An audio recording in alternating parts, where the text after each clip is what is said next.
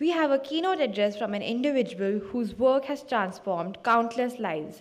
It is an honor to introduce Anand Kumar, founder of Super 30. Mr. Anand's groundbreaking work in education has not only inspired millions, but has also shown us the power of perseverance and the importance of providing opportunities to those who need it most. Sir, the floor is yours. You prefer that? यहाँ उपस्थित तमाम साथियों को मेरा प्रणाम। दरअसल में सच पूछा जाए तो ये कार्यक्रम एक जो प्रोग्राम है बहुत अच्छा है और रवि सतलानी भाई को हम हमेशा धन्यवाद देते हैं। अभी देखिए कितना अच्छा डेटा दिखाया हमारे पहले वाले स्पीकर थे और लोगों को समझाने का प्रयास किया कि देश में एजुकेशन का जो कॉस्टिंग है किस तरह से बदल रहा है और भी कई चीज़ें। मनीष जैन साहब, तो अच्छे अच्छे स्पीकर को बुलाना, यहाँ एक जगह बैठाना, आपस में गेट टुगेदर के लिए लोगों को जमा करना, ये एक कोई मामूली काम नहीं है बल्कि बहुत डिफ़िकल्ट काम है। इसके लिए 6 महीना ये प्रयास करते हैं। इसलिए तमाम साथियों से मेरा निवेदन है कि रवि सतलानी भाई को जितना हम लोग सपोर्ट कर सकते हैं करें। लाख व्यस्तताओं के बावजूद बिना कोई फ़ी लिए, बिना किसी चार्ज के, बिना किसी इंटरेस्ट के हम इस प्रोग्राम में हर साल आने का ज़रूर प्रयास करते हैं और आते इसलिए हैं कि कोई एक इंसान इतने बड़े बड़े एजुकेशनिस्ट को जोड़ रहा है, ये आज देश की ज़रूरत है। एक दूसरे से सीखने का मौका मिल रहा है।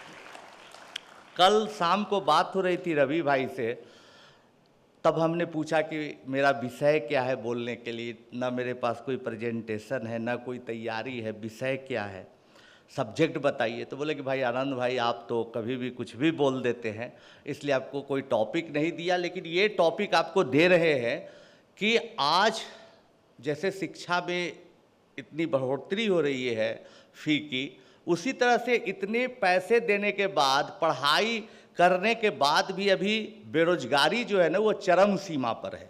आईआईटी से पढ़े बच्चे बेरोजगार हो रहे हैं, आईआईएम में कैंपस पूरा नहीं हो रहा है, लोग घबरा रहे हैं।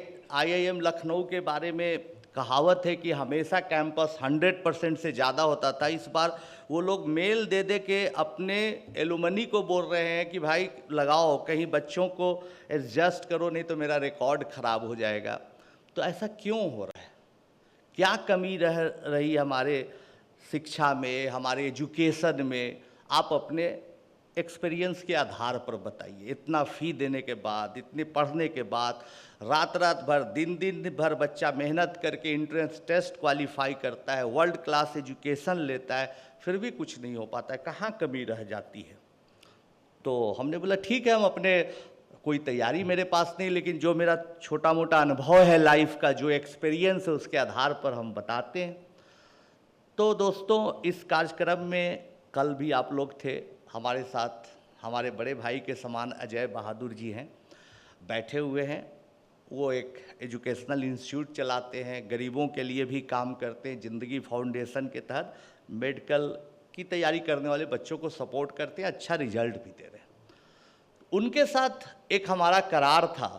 एक आदमी के बारे में उनको बताते थे तो हमेशा बोलते थे कि हमको एक बार मिलवाइएगा ज़रूर। हम कहे कि चलिए जयपुर हम लोग मिलते हैं, वहाँ से चलते हैं। आप लोगों में से कौन कौन है जो गुजरात के रहने वाले हैं? ठीक है। सूरत के हैं कोई? सूरत के रहने वाले कोई? हाँ है। आप लोग मनहर भाई ककाड़िया का नाम जरूर सुने होंगे, ठीक है। मनहर भाई ककाड़िया एक ऐसे इंसान हैं जिनका न्यूयॉर्क सिटी में, अमेरिका में 5-6 5 स्टार होटल है। इतने बड़े आदमी, उनका डायमंड का कारोबार है, हजारों हजार करोड़ का, हो सके कि लाखों करोड़ का उनकी संपत्ति हो। बहुत अमीर आदमी हैं और बहुत सुलझे हुए आदमी हैं। तो एक बार इसी तरह से एक एजुकेशनल कनक्लेव में उनसे मुलाकात हुई। पता चला वो भी एक छोटा प्रयास करते कि स्कूल चलाते, तो उनसे दोस्ती हो गई। आना जाना उनके यहाँ हुआ। उतने पैसे वाले से कभी मेरा उतना इंटरेक्शन नहीं होता था। बात बात में पता चला ना कि मनहर भाई सिर्फ 4th कक्षा पास है, सिर्फ 4th तक पढ़ाई किया। तो हमारे मन में एक सवाल खड़ा हो गया कि भाई हम लोग बच्चों को इतना प्रोजेक्ट बेस्ड लर्निंग दे रहे हैं, इतना मेहनत कर रहे हैं, कंप्यूटर सिखा रहे हैं, परेशान हो रहे हैं, देश में विदेश में भेज रहे, तो चौथा पास से ज़्यादा कमा रहा है भाई। तो क्या ज़रूरत है पढ़ने का भाई, इतना सेमिनार करने का। मनहर भाई से हमने पूछा, अच्छा मनहर भाई, इतनी पढ़ाई लिखाई का, बेचारा चश्मा लग जाता है बच्चों को पढ़ते पढ़ते, परेशान है, टीचर परेशान है, पीटीएम हो रहा है, कंप्लेन चल रहा है पेरेंट्स का टीचर से, टीचर्स का पेरेंट्स से, और रिजल्ट कुछ नहीं निकल रहा है, आप तो बिना पढ़ाई किए इतना पढ़े। उन्होंने एक बहुत अच्छी बात बोली कि आनंद भाई, अगर हम पढ़ लेते ना तो शायद आज एलन मस्क से भी आगे रहते। वो उन्होंने ये बात बोली। दोस्तों, अब इस कॉन्सेप्ट को समझना है कि एक इंसान क्लास 4 तक उसका एजुकेशन है, बावजूद इसके वो आगे बढ़ रहा है। तो एजुकेशन के बाद बच्चे क्यों नहीं आगे बढ़ रहे हैं? क्योंकि हम बच्चों को खुली जिंदगी जीने से रोक रहे हैं, यही मेन मुख्य कारण है। हम पढ़ाते थे, आज से कोई 8 साल पहले की बात है, पढ़ा रहे थे सुपर 30 में। तो हमारे एक मित्र हैं, हमसे कोई 5-7 साल बड़े हैं, उनका बच्चा क्लास 10th में था। बोले कि देखिए आनंद जी, आप हमारे बच्चे को कोई मैथमेटिक्स कभी कभी बता दीजिएगा। हम क्या, हाँ हाँ बता देंगे भाई, आप हमारे मित्र हैं, आज भेज दीजिएगा भैया। तो जब कोई 3-4 किलोमीटर दूर पर रहते थे, एकदम रोड से कनेक्टेड, कि यहाँ से वो ऑटो लेगा और हमारे पास आएगा। शेयरिंग ऑटो में आ सकता है, बस से आ सकता है, बहुत सुविधाजनक जगह पर। जब देखे ना तो हमारे मित्र ही उनको लेके बच्चे को आते थे। हम बोले काहे भाई, आप बच्चा को लेके काहे आ रहे हैं? अरे नहीं, आजकल समय बहुत खराब है, बच्चा कहीं बिगड़ ना जाए, गलत लाइन में चला जाए। कई बार तो भाभी जी लेके आ जाती थी, अब हमारे लिए हेडक हो जाता था, उनको भी चाय पिलाइए, बैठाइए, अब बच्चा को भी पढ़ाइए। हम बोलते थे कि भाभी जी अब काहे कष्ट करती है? अरे भाई, बच्चा अब तो 10th में चला गया है, 5-10 रुपया देगा, यहाँ चल आएगा। तो नहीं आनंद जी, आप जानते नहीं, समय बड़ा खराब है, बच्चा बिगड़ सकता है। दोस्तों, आज के तारीख में उनका बच्चा स्मैकर बन गया। क्या होता है कि इतना न दबाव उस पर पड़ता है बच्चों पर, हम लोग इतने बच्चों को कवच ओढ़ा के, कवच पहना के सुरक्षित बना रहे हैं ना, उसको न कहीं घूमने जाने दे रहे हैं, न कहीं बात करने दे रहे हैं। याद करिए, हम लोग के टाइम में पिताजी 6ठी क्लास में पढ़ते थे, 5वीं में पढ़ते थे, 8वीं में पढ़ते थे, तो झोला दे देते, जाओ बेटा सब्जी ले आओ। आए सब्जी लेके, माँ डांटी, अरे कैसा ले आया रे, ये तो सड़ा हुआ परवल दे दिया, जाओ वापस करके आओ। अब गए सब्जी वाला, टेटिया रहा है, घट नहीं वापस करेंगे, बिका हुआ माल वापस नहीं। देखो अब हम भी लॉजिक दे रहे हैं। तो वो जो संघर्ष है ना बच्चों का, आज के तारीख में हम लोग बच्चों से खत्म कर दिया। दोस्तों, बच्चों को सुविधाजनक, कहीं चोट न लग जाए, कहीं गिर न जाए, कहीं कोई लेके भाग न जाए, बहुत तरह की चीजें सोच कर हम लोग परेशान रहते हैं। लेकिन इसी के उल्टा देखिए, आज बच्चे अभी IIT कर लेते हैं, IIT में जाके पढ़ाई नहीं कर पाते हैं ठीक से, कितना बच्चा तो सुसाइड कर लेता है। उसकी वजह जब आप गौर से देखिएगा ना, तो हम लोग प्रैक्टिकल लाइफ उन बच्चों का जीने का जो एक्सपीरियंस वो बहुत खराब है। अब देखिए, हमारा बच्चा सुपर 30 का, बेचारा हिंदी मीडियम का, गरीब का बच्चा, ठेले वाले का, कुलचे बेचने वाले का, सड़क पर रोड साइड वेंडर का बच्चा संघर्ष करता है बाप के साथ, पिताजी के साथ कुलचा बेचता है, पिताजी के साथ सब्जी बेचता है, झाड़ू देता है, गाली सुनता है, वहाँ टाइम मैनेज करता है, तो बहुत कुछ वो सीखता है। और वो IIT क्वालिफाई करके, अच्छी पढ़ाई करके क्लास 1 ऑफिसर बनता है, सबके दिलों पर राज करता है। एक शशि जी हमारे स्टूडेंट यहाँ पर आए हुए हैं, पहले बैच के स्टूडेंट, अभी यहाँ जयपुर रेलवे में बहुत बड़े ऑफिसर हैं। तो इनको कोई नहीं हरा सकता है। कभी भी फ़ोन किया कि शशि जी 4 टिकटें कन्फर्म करवा दीजिए, VIP कोटा से, करवा देते हैं। काहे कि बंद कमरा में नहीं रहे हैं, ये हाथ जोड़ के रहे हैं, लोगों को मैनेज करना जानते हैं, लोगों से बातचीत करना जानते हैं, तो ये तकनीक जानते हैं जीवन जीने का। तो जीवन जीने की कलाकारी हम बच्चों से छीन रहे हैं। हमारा बेटा आज से कोई 6-7 साल पहले, छोटा छोटा था, भाई बहन हम लोग का संयुक्त परिवार है, ज्वाइंट फैमिली है, एक दिन मेरा बेटा और हमारे भाई की जो बेटी है, दोनों लड़ाई कर ली। बच्चों में होता है आपस में, मारा पीटी पर नौबत आ गया। तो मेरा बेटा बहुत गंदी गाली दे दिया उस बच्ची को। तो हमारी माँ डर गई, बोली कि अरे तो गाली सीख गया है मोहल्ला में। हम लोग रहते हैं गरीबों के मोहल्ले में, स्लम के मोहल्ले में रहती, तो गाली सीख गया, अब इसको खेलने जाना मना कर देते हैं। तो हम माँ को समझाया कि जाने दीजिए, गाली सीखने दीजिए। ऐसे भी गाली सीखेगा, उसको होश आएगा, थोड़ा बड़ा होगा, तू अपने निर्णय लेगा कि किसके सामने गाली देना है, किसके सामने नहीं देना है। सीखने दीजिए थोड़ा सा उसको। अब माँ समझने को तैयार रहे ना, बेटा संगत गड़बड़ा जेते, पूरा वो अपने लैंग्वेज में हमको समझा रही है। तो खैर ऐसे भी आप IIT में जाइएगा, एम्स में जाइएगा, तो बच्चे मजाक मजाक में गाली गलौज में बात करते हैं, कि तो वहाँ सीखेगा, इसलिए पहले से एक्सपीरियंस होने दीजिए, कोई दिक्कत नहीं है। तो दोस्तों, हमारे जो जिम्मेवारी है, हमारा जो दायित्व बनता है, बच्चों को व्यवहारिक बनाना, प्रैक्टिकल बनाना, आज इसकी जरूरत है। रवि भाई बोले, जानते भाई, हम बच्चों को प्रैक्टिकल बनाना चाहते हैं। इनको ये बात बताए अभी थोड़ी देर पहले, तो बोलते हैं आजकल हम लोग स्कूलों में कारपेंटर का ट्रेनिंग दे रहे कि बच्चा को कारपेंटरी करना आ जाए, उनको प्लम्बर का काम आ जाए, ये सब काम सिखा रहे ताकि उनको व्यवहारिक ज्ञान भी हो, इसका उपयोग वो आगे कर सके। हम नहीं बोले, हम सोचे कि नहीं, हम स्टेज पर बोले, आप गलत कर रहे हैं। अब उसमें बेचारा वो कारपेंटर आएगा, उसको कोट टाई जैसा फिट पहना दीजिएगा, वो सिखाएगा, क्या बच्चा सीखे? उसको कारपेंटर के दुकान पर भेजिए, वहाँ वो दारू पी के कैसे पगलाता है, खैनी कैसे खाता है, उसको देखने और अनुभव करने का मौका दीजिए, तब बच्चा सीखेगा। वरना आपके स्कूल में आ जाएगा तो क्या सीखेगा? वो तो मैकेनिकल बन जाएगा। तो इसलिए कहीं ना कहीं दोस्तों, हम लोग बच्चों को मैकेनिकल बना रहे हैं, उनको एकदम रटाया पाथ तैयार कर रहे हैं, उनको अपना रास्ता बनाने दीजिए, उनको अपना निर्णय लेने दीजिए। हम शिक्षकों का केवल दायित्व है कि क्या सही कर रहा है बच्चा और क्या गलत कर रहा है, इसको समझाते रहना, दबाव नहीं बनाना, उसको बताते रहना कि भैया क्या सही है क्या गलत है।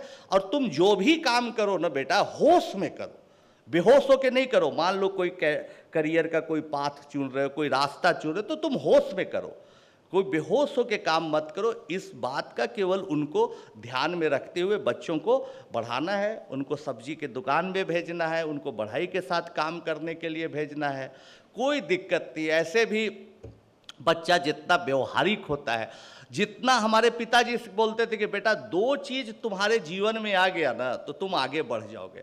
एक क्या है भाई कि एकदम बहुत कड़ी मेहनत करो, हार्ड वर्क, और दूसरा गुड बिहेवियर। बच्चों में गुड बिहेवियर खत्म होते जा रहा है, आप देखते हो। ऐसा नहीं कि वो बदमाश होते जा रहा है। अभी एक गए परिचित के यहाँ, अभी दिल्ली भाया दिल्ली आ रहे थे, अभी की बात बता रहे, गए परिचित के यहाँ, बोला कि भाई मेरा बेटा इस बार IIT की तैयारी कर रहा है यार, तुम थोड़ा गाइड कर दो उसको। हम कहे कि ठीक है, बुलाओ। तो 98.3 या 4% नंबर लाया है, फिटजी में कोचिंग करता है, अपने ब्रांच में टॉप करता है, बड़ा है, ब्राइट फ्यूचर है उसका। तो हम कहे बुलाओ। आया बच्चा, प्रणामे नहीं किया। तो हम सोचे कि प्रणाम करेगा, गुरु शिष्य परंपरा में पैर उड़ छुएगा, पैर छूना तो नमस्कार भी नहीं, खड़ा हो गया। तो हम ही बोले कि खुश रहिए खुश रहिए।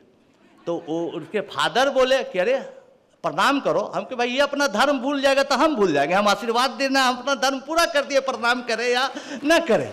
बच्चा थोड़ा लजा गया। फिर उसके बाद हम उसको बोले कि बैठो। वो बातें नहीं कर रहा है, कुछ खुल ही नहीं रहा है। और तो पिताजी पूछे कुछ पूछो, इससे सवाल पूछो। हम कह सवाल नहीं पूछेंगे, हम इसको समझ गए, हम टाल दिए कि अच्छा जूम से कभी इसको पढ़ा देंगे, कर उड़ के वहाँ से भागे। हम समझ गए कि बच्चा हो सके कि IIT में अच्छा रैंक भी ले आए, कुछ अच्छा कर भी जाए। क्या करेगा, ज़्यादा से ज़्यादा माइक्रोसॉफ्ट में जाएगा, गूगल में जाएगा, नौकर बन जाएगा, पढ़ा लिखा नौकर, खटखट खटखट करेगा। देश के विकास के लिए कोई अच्छा स्कूल खोल देगा, कुछ इनोवेशन कर देगा, ऐसा कभी नहीं होगा। और आज हमारे देश की जनसंख्या इतनी बढ़ गई है दोस्तों, ये हमारे लिए एक एसेट्स भी हो सकता है। कब? जब बच्चों को हम व्यवहारिक बनाएं, उनके मन में शुरू से भावना डालें कि आपको बड़ा करना है, कुछ अच्छा करना है, देश का बड़ा निर्माण करना है। आज देखिए, आपको ज़रूरत है आज बच्चों इसकी कि आप चाली बना के, लेयर्स बना के खेती कैसे कर सकते हैं, क्योंकि हमारे पास ज़मीनें घट रही है। आज कैसे पेट्रोल इतना महंगा हो रहा है, रेयर हो रहा है, कैसे इसका और ऑप्शन खोज सकते हैं, ये खोजने का समय आ गया है। इस तरह से नई नई चीज़ें आप देखिए, हम तो अभी अजय भाई से बोल रहे थे, जहाँ होटल में थे कि जितना फर्नीचर है, ये माइक है, ये है, कोई हमारे इंडिया में आज नहीं बन रहा है, सब चाइना से आ रहा है। ये हमारे देश का एक तरह से दुर्भाग्य है। हम बोले कि ये सब हमारे देश में प्रोडक्शन हो, ऐसे बच्चों को मोटिवेट करके तैयार करने की ज़रूरत है दोस्तों, वरना हम लोग बहुत पिछड़ जाएंगे। एक बहुत पॉजिटिव साइन है, हम ये भाई से हम बोले, अजय भाई इसके साथ हैं शाम से, बोले कि जानते भैया हम लोग का देश बहुत अच्छा करेगा, एक पॉजिटिव साइन है। तो बोले कि नहीं, बहुत सारा निगेटिव भी है।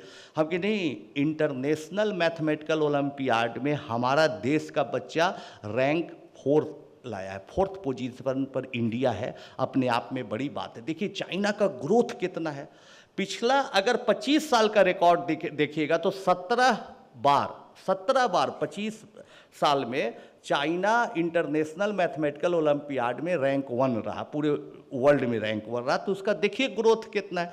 और इंडिया में जबकि वहाँ के बच्चों, छोटे छोटे बच्चों को हर स्कूल से चुना जाता है डिस्ट्रिक्ट लेवल पर, फिर उसके बाद स्टेट लेवल पर, उसके बाद कंट्री लेवल पर उसको तैयार किया जाता है। हम लोग के यहाँ तो बच्चा अपने से पढ़ लेता है, इंटरनेट से जहाँ तहाँ से पढ़ के रैंक 4 ले आया।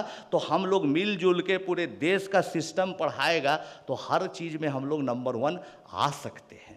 इस बात का हम लोगों को भरोसा होना चाहिए। जब मैथमेटिक्स में आ सकते हैं तो और फील्ड में आ सकते हैं। खैर, चलते चलते हम एक बात और बताना चाहेंगे।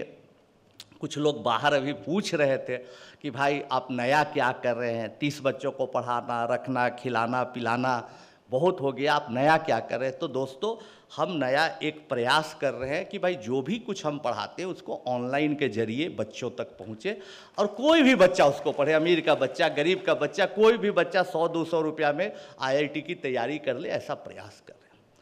उन्होंने पूछा कि भाई प्रयास कर रहे हैं तो अब तो बहुत लेट हो गए, तो कोविड के टाइम आपको आना चाहिए था, कोविड के जस्ट बाद आना चाहिए था, अब तो बहुत लेट हो गए।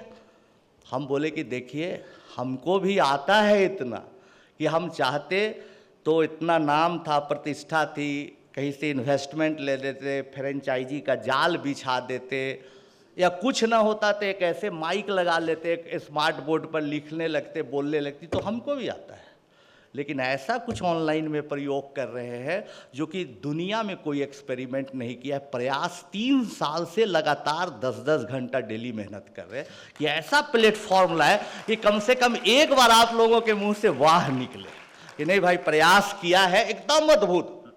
जैसे फिर एक आदमी अभी बेसमेंट में जो मौत वाला हादसा हुआ UPSC कोचिंग वाला, तो कई रिपोर्टर्स हमारे पास आए, पूछे कि अच्छा बताइए कोचिंग का क्या भविष्य है, कैसे कम कि कोचिंग 10 से 15 सालों में सारा कोचिंग बंद हो जाएगा और आप लोगों का सिर्फ स्कूल चलेगा। याद कर लीजिएगा ये बात को। पूछिए क्यों ऐसा होगा कि स्कूल चलेगा, भाई कोचिंग में बच्चे भागते हैं छोड़ छोड़ के, क्यों ऐसा होगा?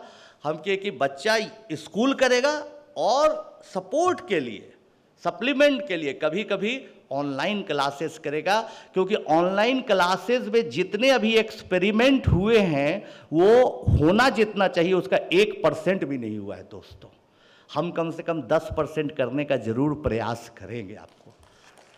फिर बोला हुआ कह रहे भाई कोचिंग का तो बात ही कुछ और होता है, वहाँ पर बच्चा इंटरेक्ट करता है, वहाँ पर बच्चा फिजिकली टीचर को देखता है कि हाँ ये सच है।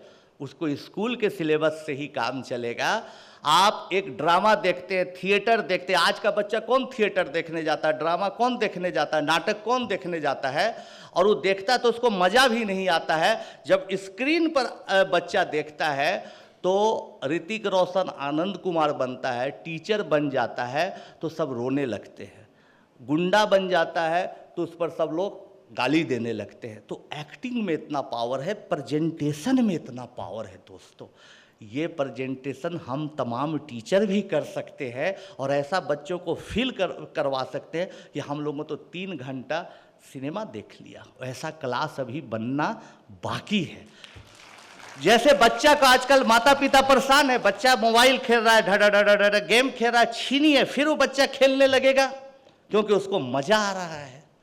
हम लोग प्रयास कर रहे हैं, एक दिन ऐसा जरूर आएगा 10 साल में, हो सके कि शुरुआत हम लोग मिल के करें। ऐसा जरूर आएगा कि माता पिता वो पढ़ रहा है और छीन रहे कि बेटा इतना मत पढ़, थोड़ा सा जाओ खेल कूद के आओ। बस आप लोग का आशीर्वाद चाहिए। इस दिन का हम लोग इंतजार करेंगे, मिलजुल कर भारत के शिक्षा को आगे बढ़ाएंगे। बड़े बड़े विद्वान लोग यहाँ बैठे हुए हैं, हमसे ज़्यादा उम्र में भी कई लोग हैं, ज़्यादा पढ़े लिखे एक्सपीरियंस पे लोग हैं। हम तो सीखना भी चाहते हैं, कई लोगों का भी सुना भी। बस आपका आशीर्वाद बना रहे। मिलजुल के हम लोग देश को आगे बढ़ाना है, अच्छा करना है। एक टीचर का जो काम मिला है वो बहुत बड़ा और इज्जत वाला काम है, उसको बहुत आगे बढ़ाना है। और हम और आप ही पर दुनिया टिकी हुई, एक शिक्षक समाज ही सबसे बड़ा परिवर्तन ला सकता है, क्रांति ला सकता है। इस उम्मीद में कि आप अपनी दुआएं और आशीर्वाद बनाए रखेंगे ताकि हम और अच्छा काम करते रहें। बहुत बहुत धन्यवाद, बहुत बहुत धन्यवाद।